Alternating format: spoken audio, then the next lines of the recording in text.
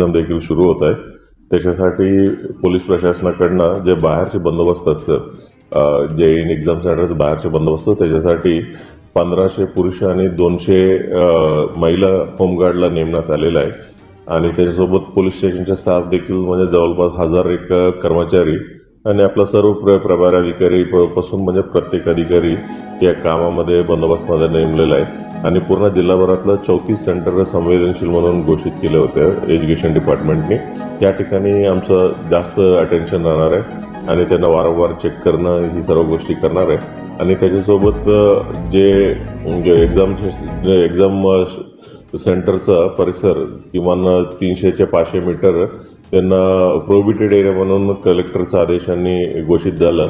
ते प्रोहिबिटेड एरियामध्ये एकदा एक्झाम सुरू झाल्यानंतर कोणत्याही माणसांना आतमध्ये येऊ देणार नाही, तशी आम्ही खबरदारी घेण्यात आलेली आहे। आणि त्याच्यासोबत झेरॉक्स शॉप्स असतील परिसरातलं ती आम्ही एक्झामच्या टाईममध्ये बंद करून घेतलेलं आहे।